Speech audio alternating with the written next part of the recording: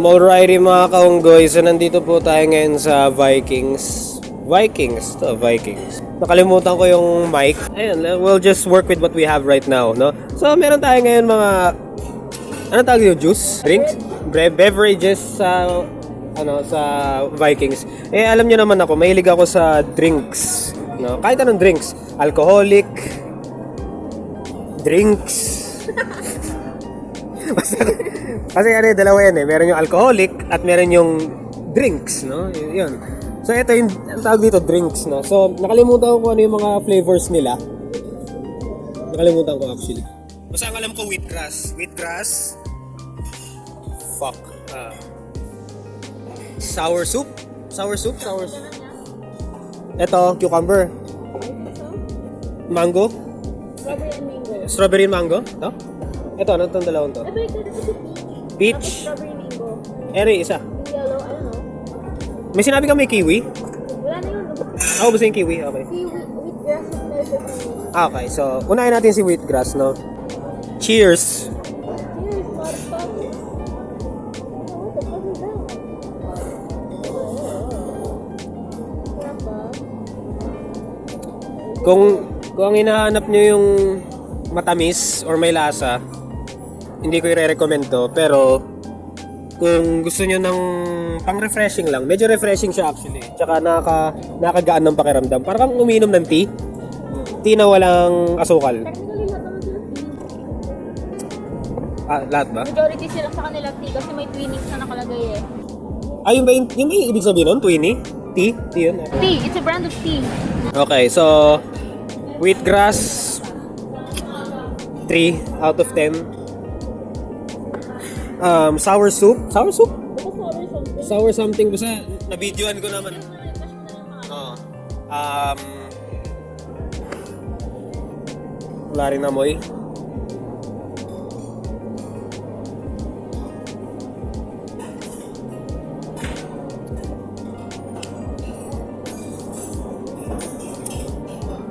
Hindi ko alam kung nasobrahan ako sa yellow or wala siya masyadong lasa, pero may nahanap akong lasa. Kapareho lang siya ng wheatgrass. Okay siya. Refreshing, pero kung may nahanap kayong flavor, wala masyadong flavor. 3 out of 10. Okay, now we get to the juicy parts, no? Okay, ito hindi ko alam. Cucumber ba to or ano? Cucumber lemonade, no? Ayun, cucumber lemonade. Cucumber lemonade. Kung mali man yung pangalan, ilalagay ko na lang sa editing. Parang Cucumber lemonade. Cucumber lemonade nga. Amoy cucumber, amoy na amoy yung cucumber. That's my favorite. Yun lang. Pasintabi po sa mga kumakain dyan, no? Medyo naparami ako ngayon, eh. That's pretty good. That's pretty good, mga kaunggoy. 9 out of 10 cucumber lemonade. Mare-recommend ko po ito sa very refreshing. Lalo na pag nasa gym kayo. Maganda to pang energize sa inyo. Cucumber lemonade. Very good. Healthy pa din kasi nag-clean siya ng stomach mo. Yun, isa pa yun. Tapos, vitamin C, no? Dahil sa lemon. Ito, hindi ko alam kung ano to. Peach? Peach ba to? Smells fruity. Smells fruity, sabi ko. So, kung ano man to, ilalagay ko na lang. Hindi ko alam kung ano to. Kalimutan ko, magkakulay kasi itong tatlo eh. Ito yung magkakulay. Ayan. Mas ma-dark yung isa. Yung isa ma-pinky. Okay, so ito, kung ano man to, hindi ko alam. Ito ata yung watermelon. Watermelon ata to. Watermelon. Hindi na siya peach. Wala na yung peach. Yung una muna tayo na peach yan eh. Hindi, ito lasa ko yung watermelon. Okay. Watermelon yan. Watermelon. That's pretty good. Hindi siya kasing lakas ng cucumber lemonade, pero okay to. Maganda to pang, kumbaga pag nasa Call of Duty kayo, secondary weapon nyo to. Kasi yung cucumber lemonade primary weapon nyo. Yun.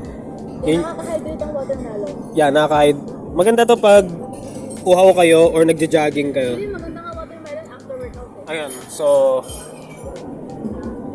7 or 8? 8 out of 10 or 7? 8 out of 10 ko na lang. Minamadali na din natin kasi malapit na tayo mag-time dito, no? 15 minutes. Ano to? What? Bango ah. Mabango siya. Hindi ko alam kung ano siya. Ito yung strawberry mango. Strawberry mango. So strawberry mango ata to. I'm presuming baka ito ata yung peach. Pineapple o peach? Pineapple to? So, Ate, unahin muna natin strawberry. Strawberry to, no? strawberry mango. Note to self. Kung kukunin niyo yung strawberry mango, kontihan nyo yung yelo. Kasi yung dispenser nila dun, may yelo na eh. So pag nilagyan nyo ng yelo, nagdo-dominate masyado yung yelo na nadidilute yung lasa. So mali yung ginawa ko, nilagyan ko pa ng nadamihan ko ng yelo eh. So siguro kung pupunta kayo sa Vikings, wag nyo damihan yung yelo kasi hindi nyo ma-appreciate yung ano eh, strawberry mango eh. Pero kanina kasi, tinikman na namin yung strawberry mango, masarap po siya. And na-dilute siya dahil sa yelo talaga. Sayang. Pero paubos na ba? Parang paubos na yung paubusan.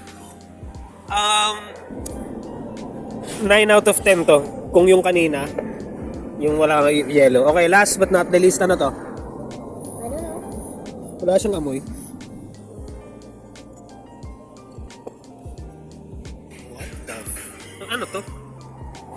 Ano flavor to? Peach? Peach ba to? Ang alam ko lang, meron siyang logo na Twinnie. Ayun, nung tumigay ko, nalasahan ko yung ano. Hindi ko alam kung peach yata yun or what. Basta ilalagay ko na lang yung flavor niyan sa editing. Alam eh. Actually, ano, okay siya, masarap. Pareho din siya nung strawberry mango na hindi mo siya ma-appreciate pag na-dilute na ng yelo. So, recommend ko, huwag yung masyado lagyan ng yelo. Kasi may yelo na yun ano eh, yung pitchel nila. Yung dispenser, may yelo na eh. 7 out of 10. So, ang the best po dito, actually papalitan ko ng rating to. Cucumber lemonade, gagawin ko ng 10 out of 10. The best of the bunch sa Vikings beverages. Depende kung ano yung nakahain. No? Highly recommend. Kahit maraming yelo, lasang-lasa siya. Lasang-lasa pa rin siya kahit maraming yelo. So, yun lang. And that's the bottom line. Because Manong Jerry said so. Kasama ko si Anemic Traveler nasa camera. Ubusin na lang namin to. Nasa endgame na po kami ng kainan. And ayun, that's for the vlog. Basta yun mga kaunggoy. Solid.